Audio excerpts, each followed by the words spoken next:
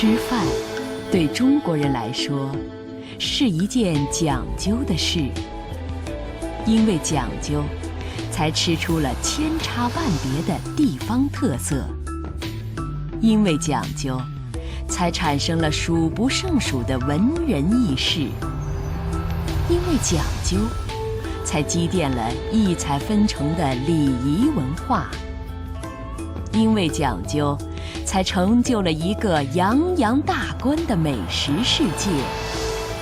美食其实就在我们身边，就在我们每天的生活里。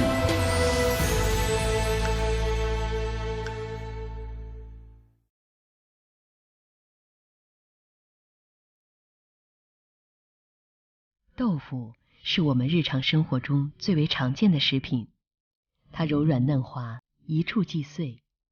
但有一道菜却要将豆腐切到细如发丝。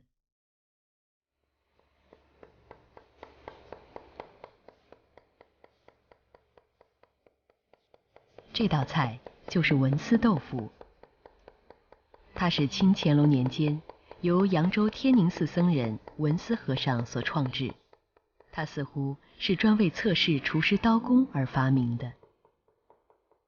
只有经验丰富、训练有素的厨师，才能在这块豆腐上游刃有余。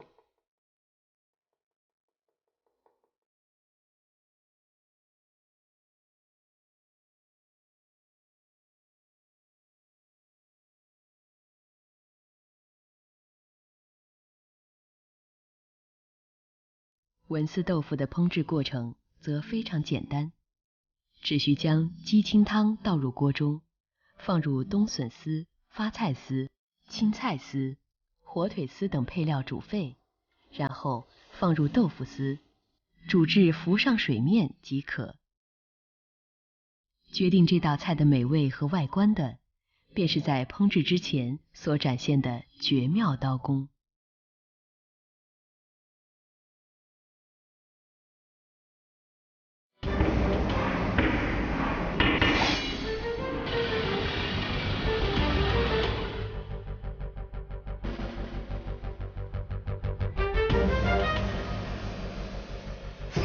在中国的美食世界中，有哪些不为人知的绝妙刀工？它们是如何被一代代传承下来？又如何让我们的美食文化如此丰富多彩？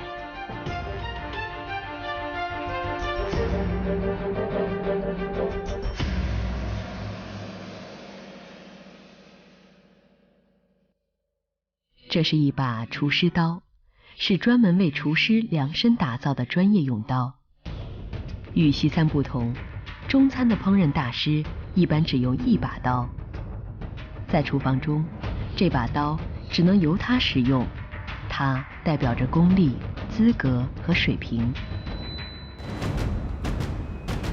在中国几千年的饮食长河中，人们根据口味和口感的多样、食材的不同、饮食习惯的差异，逐渐发展出直刀、平刀、斜刀、击刀四大刀法，给我们呈现出了异彩纷呈的美食世界。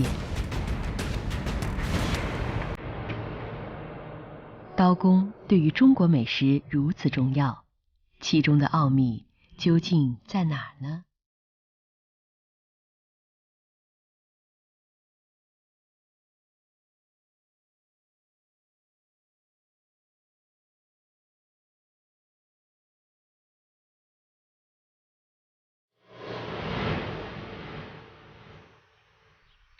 阳江市位于广东省西南沿海地区，这里有闻名全国的刀具生产企业18子集团。李基回是这个集团的总经理，出身于刀匠世家的他，对于每一把刀都有着严格的要求，厨师刀更是如此。每个师傅他都有自己的使用习惯，所以呢，我们会根据每个地方的饮食文化的不同、厨师不同的要求、个性的一种功能，我们都会考虑在里面。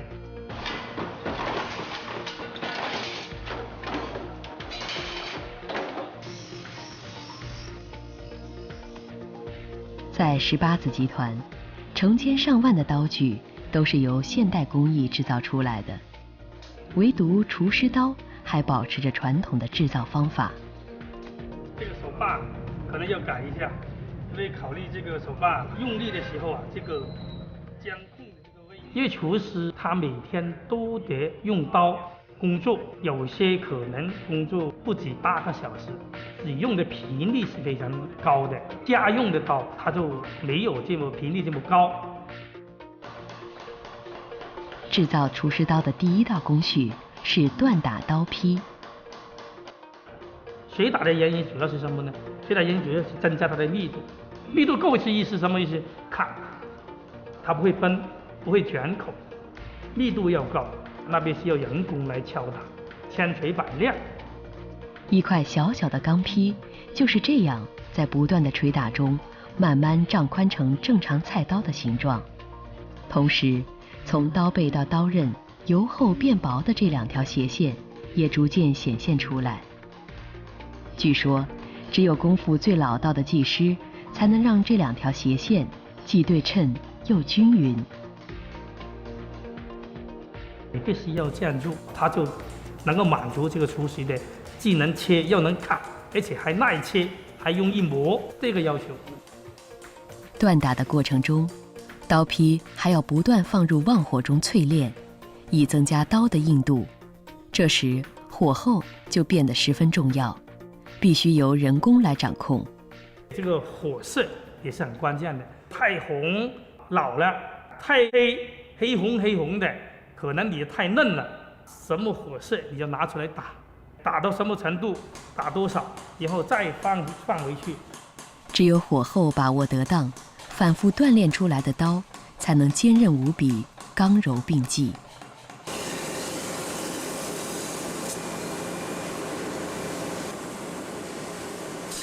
这是传统的人工开刃工序，只有经验非常丰富的老开刃师，才能准确把握开刃时刀面和砂轮的角度。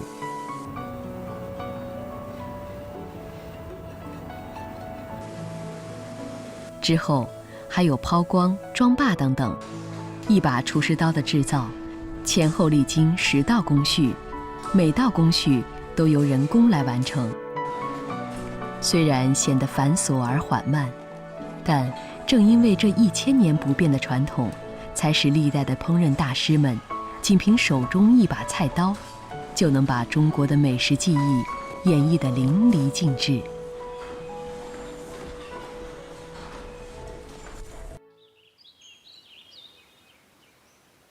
扬州位于长江下游北岸，江淮平原南端。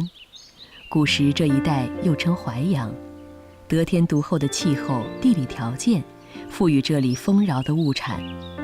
同时，自隋唐以来，这里就以深厚的人文气息闻名于世，至清代更是达到鼎盛。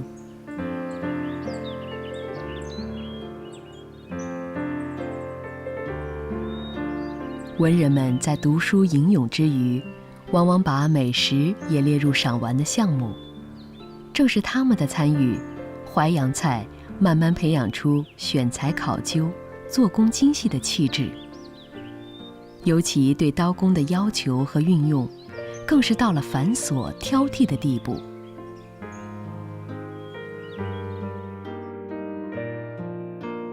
我们中国不是讲嘛，淮扬菜就是我们这吧。71岁的居长龙是非物质文化遗产淮扬菜技艺的传承人，中国烹饪大师。与他所钟爱的瓷器一样，淮扬菜也有着同样的细腻与精致。今天，他将向我们展示淮扬菜中2道著名的丸子菜：蟹粉狮子头和珍珠鱼丸。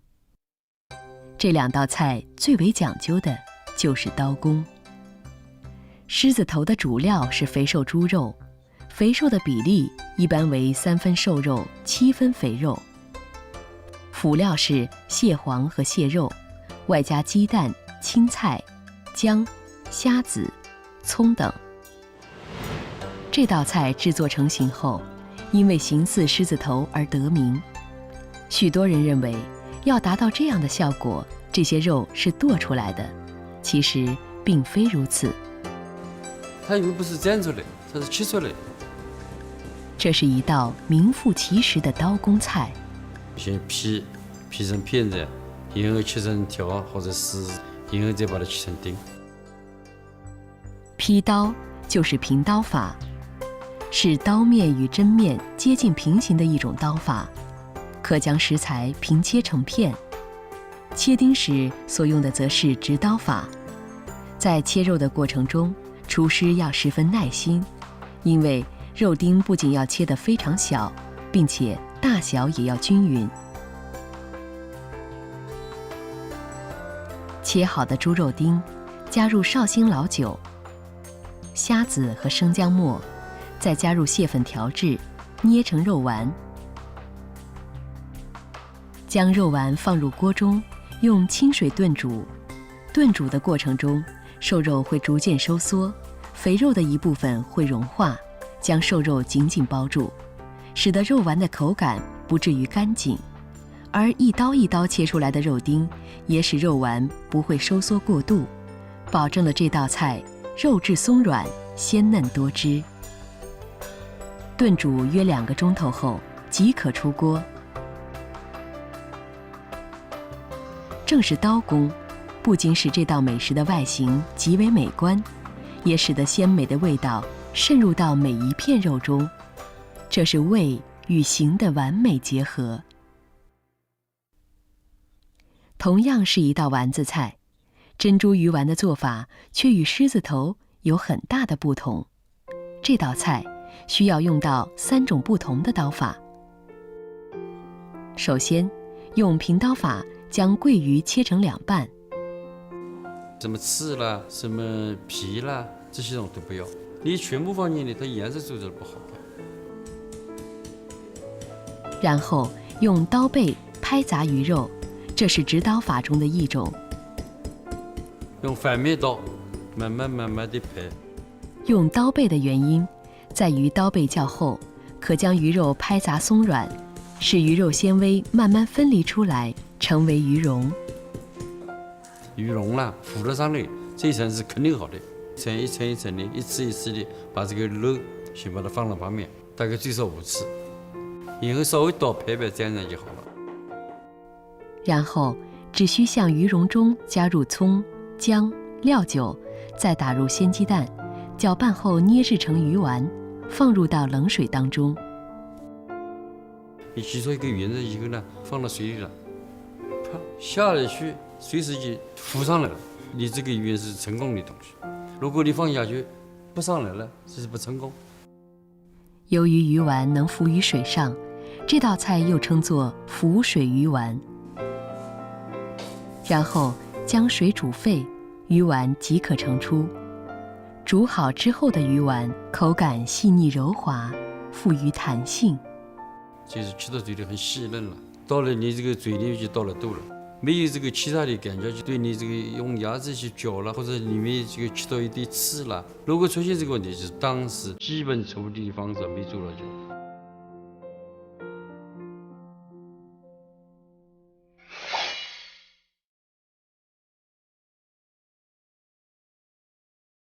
2道丸子选材不同，所用刀法不同，成菜后的口感更是有着极大差异。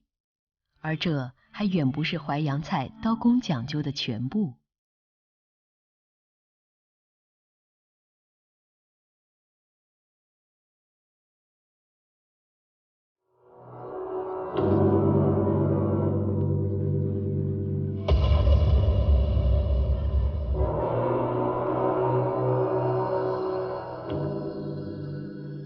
10000年的不遇，太湖泽后苍生。2011年8月28日，1年1度的太湖开捕节在苏州木渎镇的太湖之滨举行。为了保护太湖的生态环境，这里从每年的2月1日开始禁捕，8月底才解禁。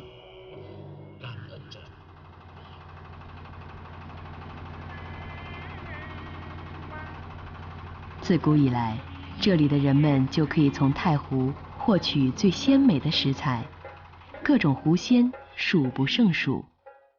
而长久的烹鱼历史，也使得这个淮扬菜的分支苏帮菜的湖鲜美食愈发精致。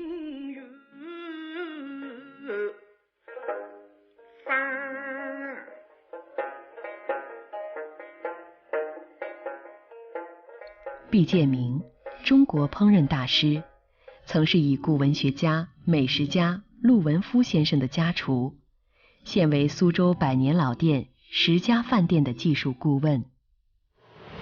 我们苏州菜的原材料就是环绕太湖流域这个一块，我们喜欢馅料精细，特别能做鱼，做各种各样的鱼。松鼠桂鱼是毕建明最为拿手的传统苏州美食之一。在10家饭店，据说仅仅这一道菜每年就能卖出200多万元。今天几乎没有几个中国人会不知道这道菜，但究竟又有多少人真正了解它是怎样做出来的呢？清代乾隆年间，扬州盐商童岳建根据许多手抄秘本，写成了一部淮扬菜系的烹饪名著《调鼎集》，书中就记载有松鼠鱼这样一道菜。当时的做法似乎比较简单，经过200多年的积淀，今天这道菜已经成为以刀工著称的江南名菜。用皮跟锯2种刀法，塑辣条的时候呢，刀是锯的，就是成型，就像菊花一样，成菊花形的时候啊，那么就是要用45度角的皮。属于直刀法中的劲刀，与斜刀法中的片刀结合，就能将鱼切出美丽的花纹。它达成什么样的效果？我们就是说，整个鱼啊要形成细条，经过油炸以后呢，它就是像松鼠身上的小刺。这个过程不仅每一刀要切均匀，而且力道合适，鱼肉要连在皮上不能脱落。这样既达到了造型的效果，鱼肉也能更好地吸收热量。经过刀法的精心雕琢刻画，鱼肉拍上生粉，便可以放入油中清炸。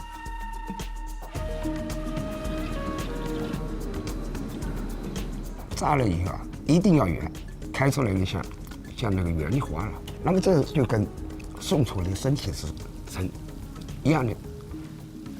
炸鱼需要分2次进行，首先是用高温油炸定型，然后将油锅端到一旁，使其自然冷却。这时候油的余温仍在清炸着鱼，使鱼慢慢成熟。捞出鱼，再将油锅置于旺火之上，待油温烧热之后，将鱼下锅起酥。让它表面要脆，里边的肉要嫩。当鱼肉的表层已经酥脆后，将鱼盛出，浇上事先调好的甜酸口味的卤汁。我们油温高了以后，那个卤浇上去才会响，吱吱响，吱吱响，就这个。这吱吱的响声，恰好如同松鼠的叫声，是这道美食最后的工序。我们可以看到，松鼠桂鱼不仅做到了象形，口感上也有了更多的层次，而这一切仍然是以精湛的刀工为前提的。我们苏帮菜呢，最大的一个特点，做工呢比较细腻，注重的就是刀工精细。这种讲究的美食，与这里清丽温婉的人文气质相呼应，成为一道独特的风景。事实上，以色、香、味、形为共同特点的中国各大菜系，都非常重视刀工在烹饪中的作用。因此，各地的厨师们都信奉这样一句话：7分刀工，3分火。意思是，只要刀工到家了，一道菜就有了7分把握。今天或许没有人能算清楚，自古以来中国出现过多少道精美的菜肴，但有人的确统计过，有名称的刀工技法，据说有足足200种之多。相信这是各地厨师们常年勤勉创造而积累的成果。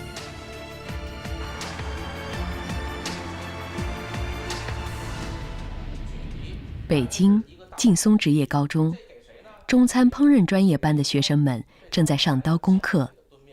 注意，平刀法的基本要求就是什么呀？刀要与蹲面要与原料保持什么呀？平行，这叫平刀法。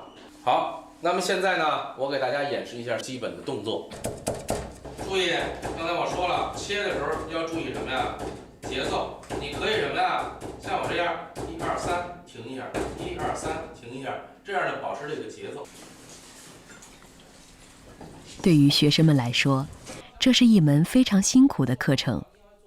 刀工是厨师必备的基本功之一，看似简单的食材切制，却有着很多讲究。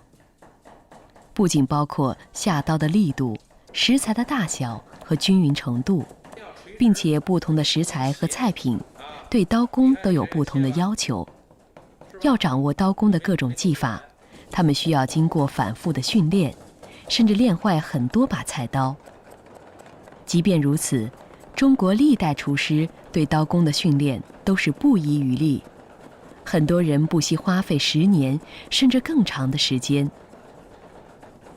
而精通这门技艺的绝顶高手，更是早在2000多年前就已经出现了。在这部中国先秦伟大的文化经典中，就讲到一个名叫丁的厨师，19年里宰过上千头牛，他手中的刀却还像刚在磨刀石上磨过一般崭新锋利。看他宰牛时，手接触的地方、肩靠着的地方、脚踩着的地方、膝顶着的地方，都发出皮骨相离声，而这些声音居然跟最经典的乐曲节奏完全合拍。刀子轻轻地动一下，哗啦一声，骨肉就已经分离，像一堆泥土散落在地上了。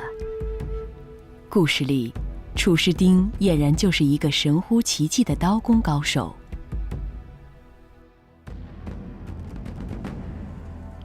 今天，随着现代屠宰技术的普及，那种古老的宰牛场景已经难得一见了。但在讲究刀工的中餐厨行，我们依然能够看到厨师丁的身影。胡萝卜完全可以不用，用火腿来替换一下。张浩，江苏扬子江集团卢氏古宅餐厅厨师长。这一次，他将应邀向我们展示刀工名菜3套鸭。这道菜的主要材料是麻鸭、野鸭和鸽子。所谓3套鸭，就是把这3种食材按照大小顺序，一个包一个套成一个整体。为了达到这个目的，就必须把它们的骨头都剔掉，并且始终保持外形完好无损。首先是剔骨。它的刀法呢，主要就是从鸭子的颈后面就是开刀，开一个大概3到5厘米的口子，刀尖紧贴着那个骨头，主要还是以剔的这个刀法来进行的。这是展现厨师绝妙刀工的过程，也是考验厨师功力的时刻。刀工的要求非常高，也对这厨师临场的这种操作要求也非常高。如果说这个鸭子皮，你那个刀尖把它轻轻的一碰的话，一不小心破了，这个菜就失败了。剔骨的过程繁琐而精细，厨师既要灵活利索，又必须小心翼翼。如果你心术是差，你手一抖的话，它就破了。靠近那个胸骨的那块皮是非常薄的，还有那个后背上的那个，它就是一层皮，它跟骨头是紧紧的连着的。你那个刀，如果说刀尖稍微偏一下，它这个皮就破了。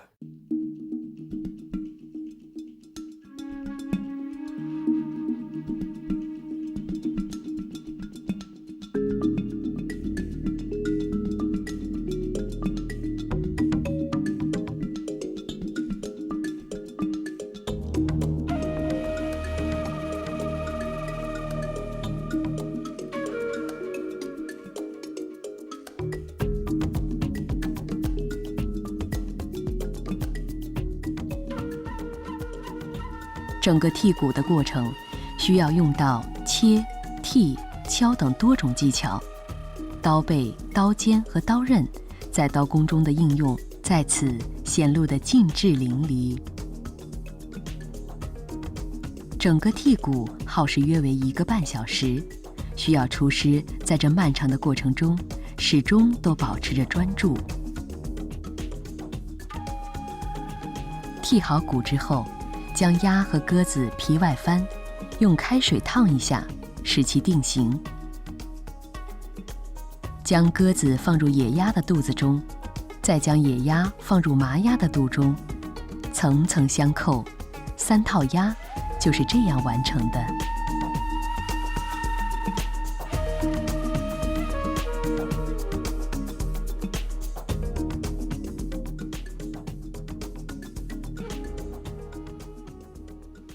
对鸭子、鸽子的骨骼组成部分要非常了解，你才好下刀。从什么地方下刀，什么地方的骨头先剔出来，什么地方的骨头用刀背敲断。这样的理念与庖丁解牛何其的相似。2000多年前，当梁惠王惊叹于厨师丁的刀工时，这位绝顶高手曾这样说：当初我刚开始宰牛时，看见的只是整头的牛，3年之后就再也看不见整头的牛了。现在宰牛时，只要用意念去接触牛就可以了，而不必用眼睛去看。又说，我所遵循的是自然的规律啊。